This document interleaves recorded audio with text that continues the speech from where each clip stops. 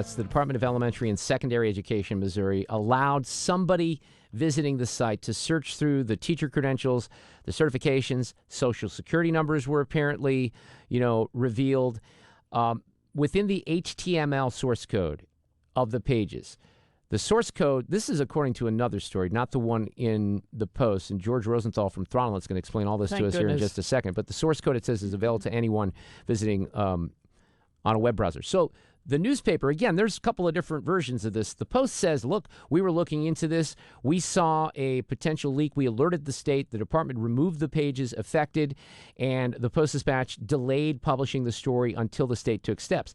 The governor came out hot this morning, saying that the Post had a political vendetta, and he says the Missouri State Highway Patrol is investigating the potential unauthorized access to the DESE data. Because this is an ongoing investigation, Patrol cannot comment at this time. And then here's what the governor said. This individual is not a victim, calling the report an attempt to embarrass the state and sell headlines for their news outlet. He said he would not let this crime against Missouri teachers go unpunished. He also cited like a $50 million cost that isn't associated with this. But let's check in with George Rosenthal, one of the founders of ThrottleNet, because he can help with some of the IT aspects of this. How are you, George? Good. Thanks for having me back, you guys. Good to talk to you. What do you make of this? Did you, because it's a little confusing. I confused Sue. I didn't mean to do that. But you can sort of address whether or not this is something that's easily hackable or what they're saying in their explanation. Sure. Now, I'm going to take politics completely out of it. Yes, please do. I don't know the motive of why the reporter from the Post went onto the site and looked to see if he could find code. I don't know the motives at all on that. So take politics completely out of this topic. The facts are someone or the reporter, either way, a tip or not, found out that you could go to the teacher search, type in a teacher's name, and see if the certifications or what type of credentials they had. Now, their Social Security and private information was not displayed, so you had to open the code. Well, it's real easy to do. You just go in like in Google Chrome, you can go view the HTML code that makes up that page you're looking on. Now, that code was encrypted, but that doesn't mean somebody can't unencrypt it. And for whatever motives, when they did unencrypt it, they noticed a series of numbers. When they checked it out, the series of 9 digits turned out to be Social Security numbers that matched the name that they searched. Oh, George, let me ask you this then. But I, as a normal person, would just not know how to do that. So, in other words, somebody who did do the code was obviously looking for something, right? I mean, the average person would not know to do that. No, absolutely not. But it is a vulnerability to a hacker that's trying to gain personal information. So you could create a program or a bot, so to say, and start searching all the names of the administrators and teachers in the state of Missouri and copy that code and decrypt it and then gather that information to sell on the dark web. You certainly could. So here's what's interesting.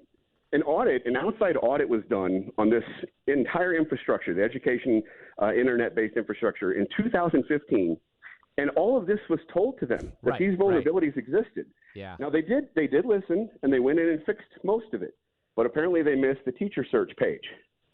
So like I said, politics out. I'm not sure what motivated or caused the person. Maybe they were tipped off or something. But they, the nice thing I will say is that they at least told them ahead of time before they published this article and put out 100,000 Social Security numbers. So that would have been pretty bad. Do you think? And again, I'm going to take the politics out of this. But when the governor describes the reporter at the Post-Dispatch as a hacker, would you consider that accurate or not? No. And here's why I got a little frustrated by that. A hack is going to be something with malicious intent. You're going to try to get through a firewall. You're going to try to gain access to a password. You're going to try to decrypt something. You're going to use brute force, social engineering, whatever it may be, phishing attacks to get into that network. Well, they didn't even have to go into the network. This information was displayed on the front end to the public on the browser. So they had some knowledge to be able to do that, George, but technically it's not a hack, is what you're saying. Technically, it's not a hack. There was no malicious intent, and if there was malicious intent, the reporter wouldn't have warned him, because he would have been maybe it was a conspiracy where I'm going to get paid if I find out where data is hidden and I can make money on the dark web. But that doesn't seem to be the case at all here. So it seems to be the case whatever motive, he went out there and found this open door on the public world but there was no internal breach of a network. So, look, this reinforces my opinion from the get-go that I'm confused by what the governor's doing here in his reaction, because I don't want to ever – you don't have to comment on this, George. I'm not trying to drag you into this, but I never want to defend the Post-Dispatch. But in this case, I think the governor's wrong based on what I know so far, unless he can offer me some more information about what he's saying. And did you see the allegation that this could cost the state $50 million? Where does that come from? Yeah, okay, so if you ever go to a government website, a lot of it looks like it's from the 2000s, the early 2000s. A lot of this stuff is legacy code, legacy systems that have all been, combined together over 20 years to create these websites and infrastructure. So I think under that assumption, to go back and rewrite all of the infrastructure that makes up the public facing of the state of Missouri's online presence, yeah, I think that would be extremely expensive. Okay. So, but necessary though, right? Oh, absolutely. In 2021, I mean, this kind of thing should not be occurring, especially if you were audited in 2015 and told, look, you're putting out data that's buried in the HTML code that the web browser creates the page the person's looking at, and it contains personal identifiable information. That's a problem. That's right. a serious issue. I would agree. All right. Well, that's why we depend on you, George Rosenthal, for explanations. And it does make a whole lot more sense now that you chimed in on this. And again, it kind of reinforces my opinion from the get-go. So appreciate it. Everything else going well?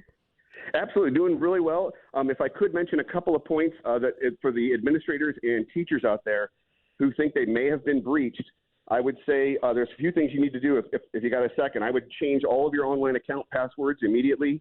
I would go out there and make sure that you have activated two-form factor authentication. And what is that? That means when you log into your bank or credit card company, they send you a text message with a number that you use to then code to put in to log in. Oh, yeah, right.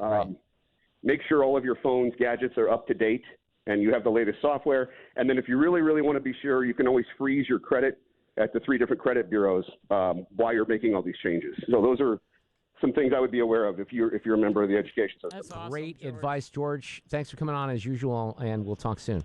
Absolutely. Thanks so much for having me. Take care. ThrottleNet.com/971, by the way, if We you want to find out love more. George. But see, he can break it down. Yes. I know that I did a terrible job explaining it, but hopefully it made sense when Well, George the governor, chimed in. yeah, it does. The fact that George doesn't define hacking But you is see the what same way. But you understand my point is a normal person wouldn't be able to do that either. That was a great question because I think maybe that's the crux of the issue I here. think it is. Right. I think it is, and I think the governor, needs George to define hacking. Probably. Well, so here, this is funny. I just saw this quote.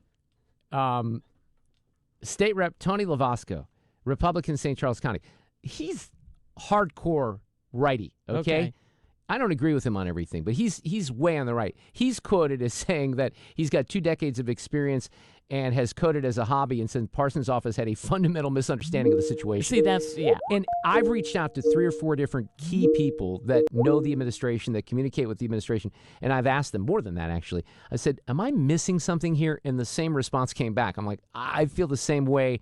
The governor might be miscalculating this one. Yeah. So, and that's, look, that means somebody gave him some bad advice, I would say. Exactly. Right? I mean, how's he going to know? I wouldn't have known. Right. If the governor's doing this on it, it'd be very hard for me to believe he's doing it on his own. Someone's saying, look, the Post-Dispatch hacked us. We got to go with that because that does work. Oftentimes that's very, very helpful for the governor in Missouri because the Post is a piece of you-know-what. But gosh darn it, maybe not in this circumstance. 341. Hey, all the Southwest cancellations, going to get into that next. What's really